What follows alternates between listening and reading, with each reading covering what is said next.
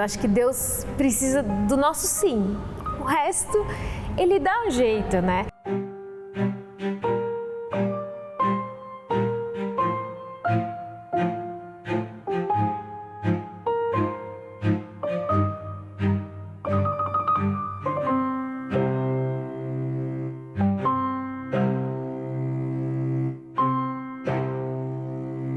Eu sou de Florianópolis, na verdade eu sou de uma família gaúcha, mais que cresci em Santa Catarina e sou de uma cidade pequenininha, cresci numa cidade pequena no sul de Santa Catarina chamada Balneário Rincão e foi ali que eu cresci, né, estudei e comecei também a participar da igreja, no grupo de jovens, depois no grupo de oração, cantando nas missas e comecei a participar então cada vez mais e mais da igreja.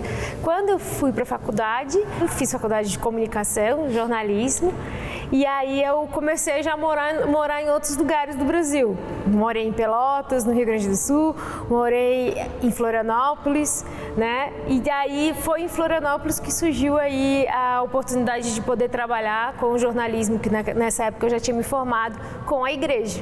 E foi assim que eu conheci o Gustavo, nessa época. Eu sou natural do interior do Rio de Janeiro, uma pequena cidade chamada Cantagalo, que eu tenho muita saudade e alegria de fazer parte. Cresci lá também, aprendi a ser católico lá na paróquia do Santíssimo Sacramento e depois saí também para fazer minha faculdade, sou designer gráfico e nessa área de comunicação nós fomos nos envolvendo também no serviço da igreja e por causa disso nós nos encontramos no ano de 2012. Encontramos em algumas cidades diferentes, Foz do Iguaçu, Brasília, Rio de Janeiro, Florianópolis. Naquele ano aconteceu muita coisa e começamos ali a nos aproximar. Isso, a gente se aproximou porque nós dois fazemos parte do mesmo movimento, que é a Renovação Carismática Católica. E nessa época, eu como jornalista, ele como designer gráfico, nós trabalhávamos principalmente ajudando a igreja na parte de comunicação. Mas havia aí uma dificuldade, que era a distância. Eu morava ainda no Rio de Janeiro, ela estava morando aqui em Santa Catarina e aí como faz, né? É uma distância grande, né? O Brasil é um país gigantesco. Então, naquele ano nós nos aproximamos. Tinha também o fator que estávamos em preparação para a Jornada Mundial da Juventude. Eu intensamente já estava participando porque eu fui o criador do logo da jornada, então já ingressei na organização trabalhando bastante, mas apesar dessa distância nós decidimos, não, a gente está aqui se conhecendo e vamos namorar. Peguei um avião, fui para Florianópolis para pedir ele em namoro. E 40 dias depois, a gente se vê trabalhando na mesma sala no Rio de Janeiro para a Jornada Mundial da Juventude, que também nos aproximou, né? Foi uma graça também. Ela não foi por causa de mim, né, Fabiola? Não. E a gente pôde estar... Ajudou, E a gente pôde estar junto nesse período. Então foi muito especial, assim, como apesar... O mais importante era saber que queríamos ficar juntos. E Deus providenciou esse encontro. Isso, a Jornada Mundial da Juventude foi um marco nas nossas vidas, eu acho, né? Acho que a Jornada Mundial da Juventude no Brasil, a transformação não foi só na cidade do Rio de Janeiro que recebeu a jornada, mas o Brasil já começou a ser muito tocado desde nesse momento de preparação. A jornada começou a tocar nos nossos corações em 2012. Com certeza, ver o amor do Gustavo e a dedicação do Gustavo pela igreja, pela Jornada Mundial da Juventude, né, preparando a jornada, também foi uma das coisas que me encantou nele, que me fez me apaixonar por ele. Nossa, que bonito, como ele ama a igreja tanto quanto eu, como ele quer realizar os sonhos de Deus para o mundo, a mensagem de paz, de amor que Jesus trouxe, né, e que a jornada ajuda a comunicar para o mundo, especialmente para os jovens.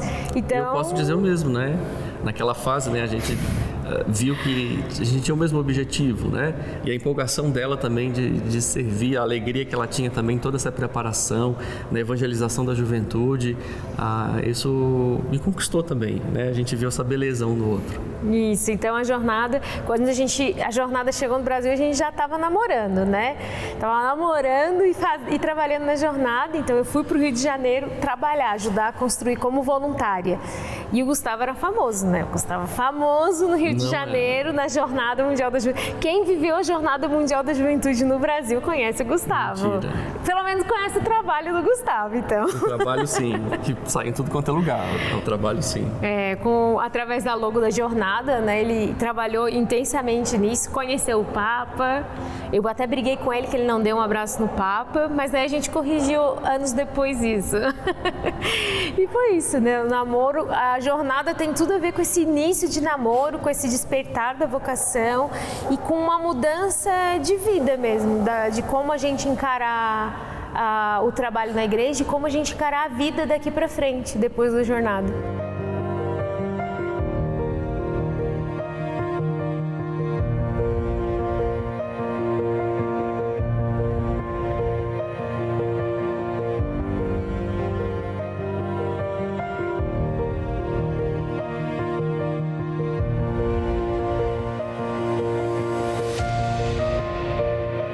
Pela gente ter se conhecido, assim, nessas viagens, essa distância de um lugar para o outro, eu tava sonhando, assim, num pedido de casamento hollywoodiano, assim.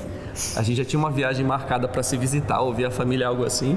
E aí eu pensei, não, eu vou entrar em contato com a companhia aérea e fazer um pedido durante o voo, porque é representativo, nem lá nem cá, era no meio do caminho. Não deu certo, ninguém me respondia, não deu certo. Pensei de fazer outra maneira, também não deu certo. Aí eu falei, quer saber? A gente já estava ali, eu já tinha a decisão tomada, estávamos mais ou menos 1 ano e meio de namoro.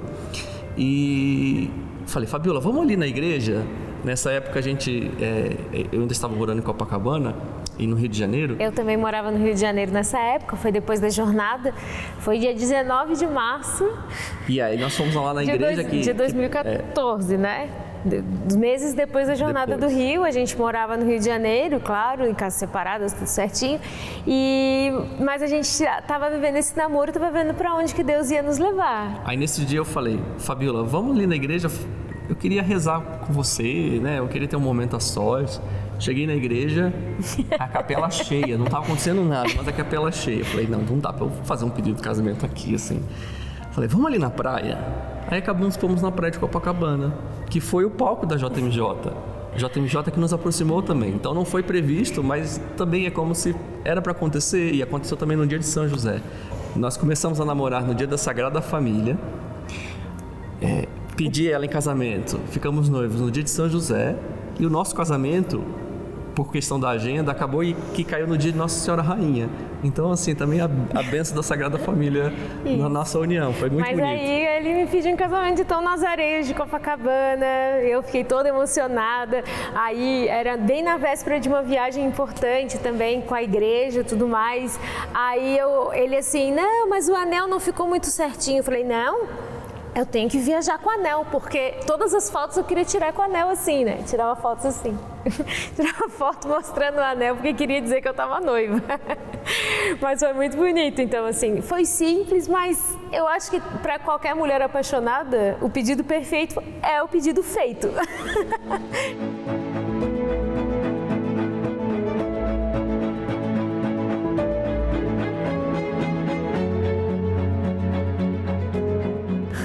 Três meses antes do casamento, a gente não sabia onde ia morar, a apreensão da noiva também, o que nós iríamos fazer. Então, porque a gente tinha decisão, nós queremos casar. A gente não precisa de muita coisa. Essa decisão e a decisão também pelo sacramento é o mais importante agora, nesse momento. Decidirmos um pelo outro. Então tá, agora vamos ver onde vai morar. E aí a gente rezou e perguntou para Deus, e agora? É preciso resolver isso, porque vai morar perto da minha família, ou da sua família, ou da família de ninguém? O que a gente vai fazer da vida? E aí Deus, como sempre, veio ao nosso auxílio, a providência de Deus. E uma amiga que havia trabalhado conosco na jornada do Rio, uma polonesa, estava trabalhando, organizando a próxima jornada que ia ser em Cracóvia, na Polônia. E aí, conversando conosco, ela assim, e por que vocês não vêm pra cá? A gente, oi? E providencialmente, um ano antes, eu ganhei uma viagem e pude visitar Cracóvia. E então conheci já foi meio assim, opa, pode ser que podemos colaborar aqui um pouco. Aí eu falei, vamos conversar, vou ver com o Gustavo como a gente vai fazer da nossa vida. Mas conversando, parecia que fazia sentido que o próximo passo fosse para lá. Porque depois que você casa, que você tem a família, que vem filhos, que vem trabalho, fica difícil você dar essa doação de 1 ano, era 1 ano antes da jornada acontecer. A gente teria que ir para lá 1 ano antes, morar num país estrangeiro, onde não se fala português, a gente ia ter que aprender, aprimorar o inglês e aprender polonês. Era um desafio gigantesco já para uma pessoa solteira, imagina para um casal de recém-casados. Que não é algo comum acontecer, né? Assim, já não é algo comum um casal já sair em missão dessa forma, já casados, independentes, porque nós não somos parte de uma comunidade, de algum grupo, nós somos leigos de paróquia. Então, tomamos essa decisão e foi muito especial para nós. Ok, então vamos fazer isso. Então casamos sem enxoval, sem geladeira, sem nada. Nada. Né? Tanto que no nosso casamento nós pedimos para não receber presentes físicos, porque nós não sabíamos onde iríamos morar. A gente não sabia nem o que ia ser da nossa vida. A gente sabia que naquele momento o nosso local, o nosso lugar era na Polônia, era em Cracóvia. Mas independente do local, o nosso local era um ao outro. Nós já tínhamos um ao outro. Então, às vezes as pessoas esperam tanto, preciso ter um carro, preciso ter algo, preciso ter isso e aquilo. E juntos que a gente conseguiu construir a nossa casa, até em questão material. Foi junto que a gente conseguiu avançar também. E o curioso é que nós deixamos também para dar essa notícia na festa do casamento. Então, muitos convidados, até gente da família, não sabia muito bem o que ia acontecer, onde ia morar. E de repente você chega no casamento, então, gente, nós vamos morar na Polônia, daqui por 1 ano, tá bom? Tchau, um beijo, vamos passar o noite de vamos pegar o avião e nós vamos. Foi uma surpresa, foi um acontecimento, o próprio casamento, porque a nossa preparação no casamento, eu brinco muito com o Gustavo, que a nossa experiência de retiros na igreja ajudou a preparar o nosso casamento. O nosso casamento foi como se fosse um grande retiro de igreja. Foi muito especial. Organizou um local onde todos os convidados poderiam passar a noite e ficaram juntos. Organizamos caravanas para buscar as pessoas no aeroporto, para levar as pessoas para o nós tínhamos pessoas das 5 regiões do Brasil no nosso casamento, por causa dessas andanças e de tantos amigos que nós fizemos na igreja, né? Então foi muito especial também receber o carinho dessas pessoas que viajaram às vezes de tão longe, levaram tanto tempo para chegar e a gente queria receber bem, porque foi muito bonito também. Um dia que nós nos sentimos muito amados, amados do nosso casamento. Foi, eu acho que um dos dias mais felizes da minha vida, assim. Eu me lembro, o padre ficou pegando... já tô emocionada. O padre ficou brincando que eu era uma noiva chorrindo, que eu tava chorando e rindo. Mas eu acho que não tem... Quando a gente estava lá na igreja, assim, e com todas as pessoas que nos amam, que torcem por nós e que se sacrificaram, porque o casamento foi lá na cidade do Gustavo, no interior do Rio de Janeiro, e eles foram e ficaram felizes pela gente. Quando o padre falou assim, eu declaro marido e mulher e tudo, e as pessoas começaram a aplaudir, eu choro só de lembrar, porque eu acho que foi um dos momentos que eu mais me senti amada, assim, na minha vida, sabe? Ver o carinho das pessoas, as pessoas começaram a bater palma e não paravam de bater palma. Elas não paravam, continuavam batendo palma. E eu me senti tão feliz, assim, no dia do nosso casamento. E elas percebiam o valor que nós dávamos ali para a cerimônia. Não era uma cerimônia social. Elas entendiam que estávamos vivendo aquilo de verdade e o valor que nós demos de toda a preparação. Nós fomos até ensaio com os músicos, que eram nossos amigos, e preparamos tudo com muito carinho, vivemos aquilo. Então foi um dia muito lindo.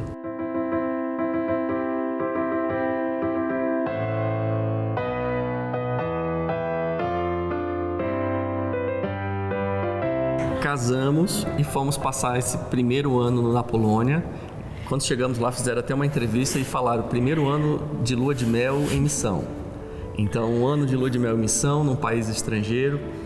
Pensamos, vamos aproveitar, demos uma passadinha em Roma e recebemos a bênção dos recém-casados com o Papa Francisco, que ele dá após a audiência geral. Então foi muito especial. E eu pude realizar o meu sonho. O meu sonho era abraçar o Papa. Falei, não, se eu ver o Papa, um dia eu vou abraçar o Papa. E foi muito bonito, porque quando a gente estava lá esmagado, tinha muitos casais de noivos naquela semana, mas quando o Papa estava chegando perto, na verdade eu já comecei a chorar, porque já começou a vir toda toda a entrega que a gente faz na igreja, na paróquia, na comunidade, todas as vezes que eu dormi no chão, organizando retiro, ou que eu estava na cozinha limpando louça daquele retiro, ou passei a noite gravando CD, sabe, para a paróquia, fazendo arte. E naquele momento, Pedro, né? Naquele momento, Jesus estava chegando. Então, quando o Papa chegou perto da gente, a gente estava com a bandeira do Brasil, ele adora o brasileiro. Chamamos atenção para o Brasil. Então, estava com a bandeira do Brasil e ele chegou perto da gente e aí eu pedi um abraço. Falei, Papa, um abraço, por favor, Papa. E claro, eu devia estar toda... Mas foi muito bonito porque ele olhou assim para mim e, tipo, claro, né? E aí ele veio e me deu um abraço, e um abraço de verdade, né? Não aquele abraço de conhecido, um abraço bochecha com bochecha. E o que eu senti naquele abraço era como... já vou ficar emocionada de novo. Era como se o próprio Deus estivesse me abraçando e dizendo, eu te vi. Eu vi tudo que você faz, toda a tua entrega, toda a tua fé, tudo. Eu te vi. Sabe? Então eu me senti assim, amada. Era como Deus dando aquele abraço, né? O nosso relacionamento começou muito com a JMJ do Rio de Janeiro.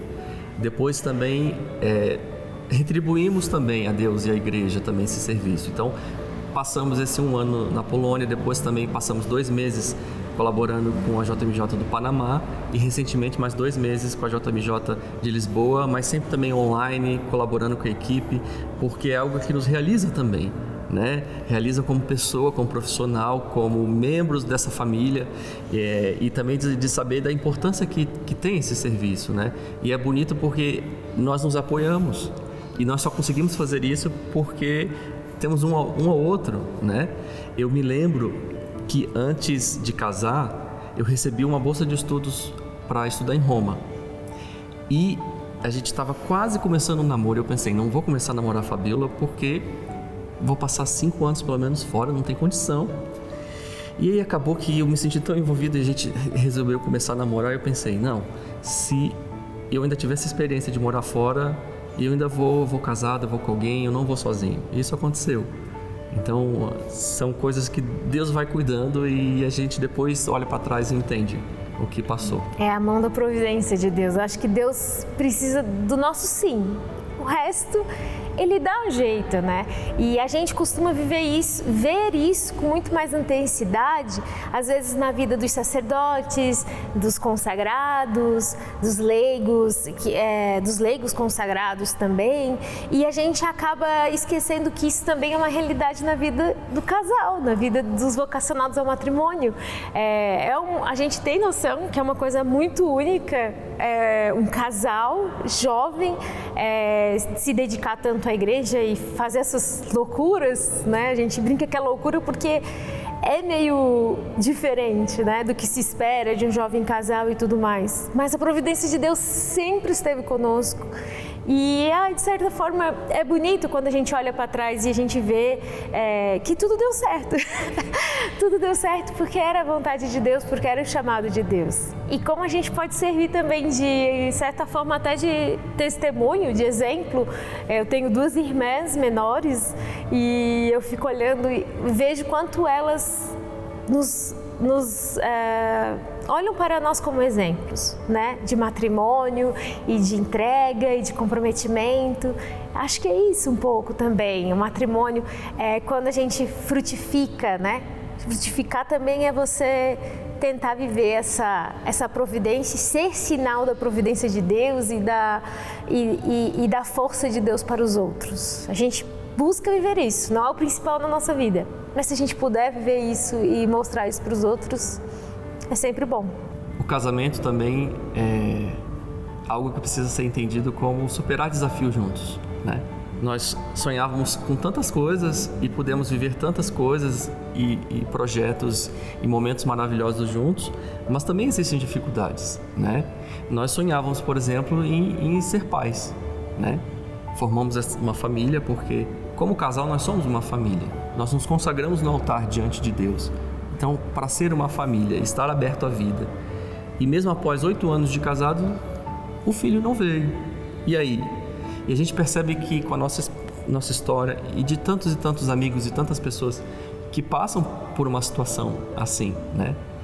E foi algo que nós vivemos e superamos também com a graça e pelo amor de Deus, de compreender que nós nos amamos. Isso fortaleceu o nosso relacionamento, porque eu tenho a Fabíola e a Fabíola me tem, e nós estamos juntos.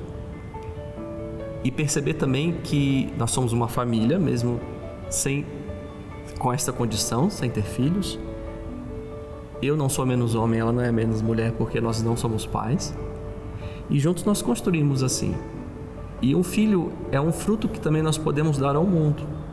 E várias vezes alguns amigos, ou conselheiros, padres, já nos disseram que nós poderíamos frutificar a nossa união, o nosso sacramento. E de certa forma essas missões e todo esse serviço que nós damos também ao serviço e à obra de Deus é como um fruto também da nossa união, porque a consequência, muitas coisas nós só conseguimos fazer porque nós estávamos juntos. Então, de certa forma é isso. É claro que nós sonhamos e esperamos que Deus possa também nos conceder esse milagre e essa bênção na nossa vida e que possa acontecer. Mas se não acontecer, e também estar aberto à vida é isso, aos filhos que Deus der e os filhos que Deus não der. E se não acontecer, nós temos um ao outro. E nós vamos ir até o fim com essa certeza. Acho que muitos casais, muita gente quando casa, a gente vê muitos jovens que viveram tudo direito, que quiseram seguir o figurino, que foram bem aconselhados e viveram tudo corretamente, né? A castidade, que viveram o amor em Cristo. E quando se deparam com essa realidade, que é difícil para todo casal, ficam desanimados e às vezes até se questionam: será que o matrimônio então era para mim? Será que realmente a minha vocação é o matrimônio? Ou será que Deus esqueceu de mim? Será que Deus esqueceu de mim? Será que todo aquele sacrifício que eu fiz na minha juventude, de pureza, de castidade e tudo mais, foi em vão? E a gente consegue ver que não foi em vão. Deus se manifesta de muitas maneiras e a gente tem um caminho de santidade, não para nós, mas para o mundo, né? Então, como o Gustavo falou, o nosso fruto são as nossas obras. Nós costumamos os nossos frutos, as nossas obras não são somente Vaticano, jornada, mas na nossa paróquia, na nossa comunidade. Eu sou uma catequista, eu amo meus catequizandos, a gente participa das equipes de Nossa Senhora, nós participamos de grupo de oração na nossa paróquia, cantamos na missa. Então, é o frutificar todos os dias dentro da nossa realidade.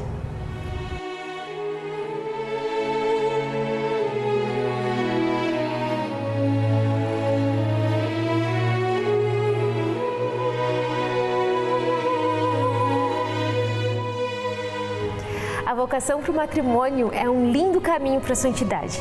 Então, se você está com dúvida, reze, pede ao Senhor ajuda, fale com outros casais que você admira, que eu tenho certeza que a resposta virá. E se a resposta for positiva, não tenha medo. O matrimônio é algo muito especial na nossa vida porque é a vontade de Deus para nós. É saber que Deus cuida de nós na vida um com o outro. É saber que cada dia é um sim cotidiano. É uma resposta que nós precisamos dar. E a cada dia nós podemos viver essa experiência e dizer um ao outro: eis-me aqui.